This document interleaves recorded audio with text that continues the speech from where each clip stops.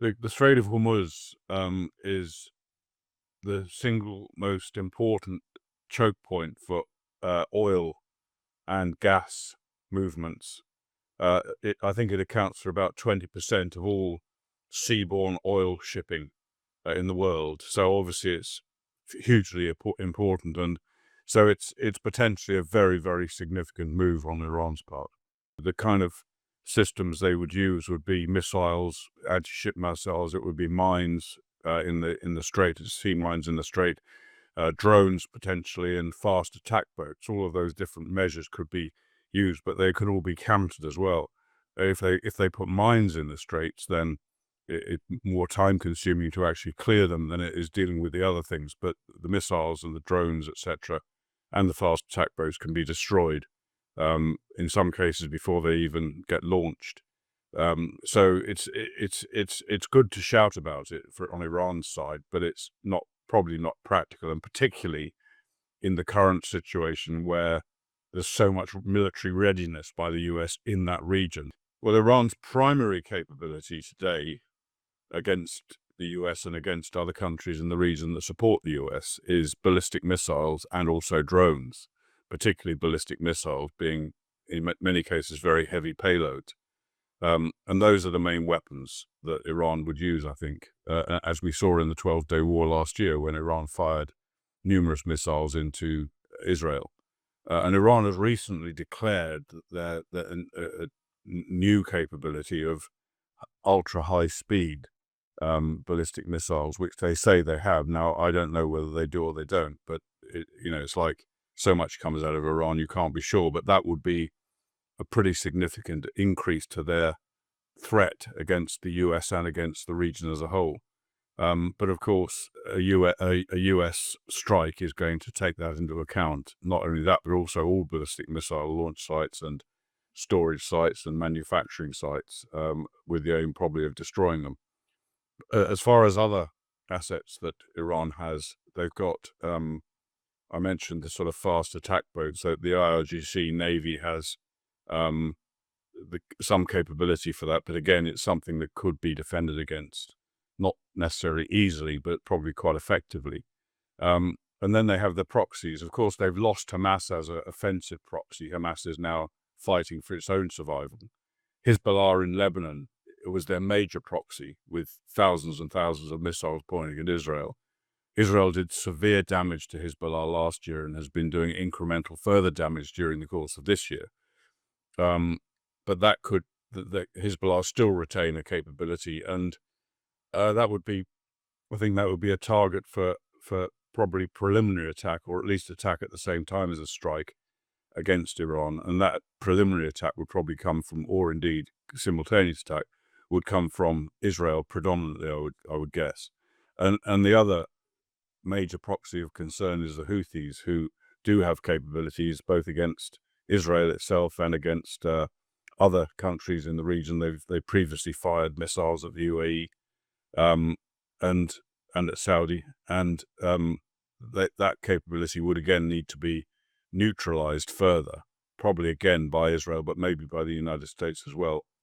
And finally, really, in terms of their proxies, they do have proxies in Iraq, but from the performance of those proxies during the entirety of the 2 years of war with Israel, that are currently on ceasefire, they attempted to fire a few missiles at Israel, but caused no damage.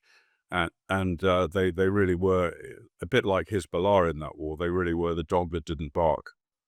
The trigger for a strike on Iran is already there. It's Iran's aggression in the region. It's Iran's declared intent to strike Israel and other US allies, and it's Iran's butchery of its own people on its streets. So the trigger, the rationale for doing it is well in place. As to an immediate effect, I think if Iran decided that it would take preemptive action and, let's say, fire lone missiles at Israel or attempt to do so, then that would certainly trigger an immediate reaction from Israel, and I'm sure the US would join in that if it occurred.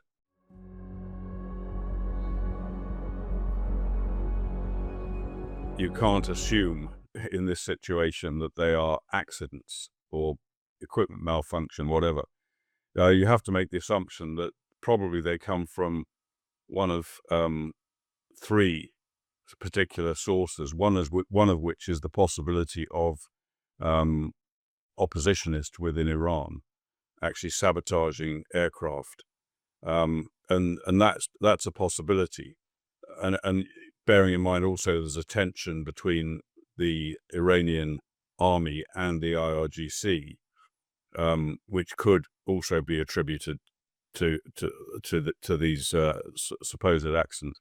And the second and third possible causes are either US or Israeli action, and that whether that would include shooting down those aircraft or carrying out some form of sabotage, or indeed cyber attacks, which say paralyze the aircraft's control systems. That one of those three things potentially could be the cause of it. So I think we've seen in the course of the last few years numerous different air incidents in Iran and unexplained explosions in military locations and nuclear sites, etc., outside of the 12-day war. So I think there's no question that the US and Israel will be doing that kind of activity. I think there's a possibility that diplomacy could prevent a conflict from occurring. I think Iran would be extremely keen to do that. I do believe that it would be a mistake on the part of the US to go down that route. I know that the President of the United States has to follow the diplomatic path as long as he thinks it's necessary, because he's in charge of a democracy, not a dictatorship like Iran. He really has to bring the people with him, and he has to be able to say, I think, reasonably, that I tried every possible course short of conflict, and it didn't work. The Iranians stuck by their guns. They refused to budge, and therefore I've got no choice but to strike militarily. I think from Iran's perspective, whatever diplomacy they are engaged in is all about buying time. They know that Trump has a limited term. Obviously, you've got about 3 more years, whatever it is, and they may think they can kind of wind the clock down on that. And also, they, even if they're not optimistic enough to think they can outlast Trump 3 years, they may well believe that something else will distract Trump from the Gulf, and the problem will be, at least for the time being, will be solved. Some other major incident globally might take his eyes off that particular ball. So I think that would be their thinking. But the problem they have is that any major concession that could be sold to the US, that Trump could stand up and say, I secured peace in the region without war, without fighting. The problem for them is that a major concession that would necessitate would also be a show of immense weakness. And Iran is already very much weakened by the 12-day war, by the uprisings, and by the increased sanctions that have been applied to Iran. And the last thing they need to show now is weakness. And they know that weakness would provoke further uprisings by the people in Iran, as well as humiliation. And face saving is extremely important to the Iranian government. So, and from the American point of view, I think I would certainly myself counsel against accepting any concessions from Iran, because we know from experience that whatever Iran signs, whatever it agrees to, whatever it says, you can't rely on it. It's not worth the paper it's printed on.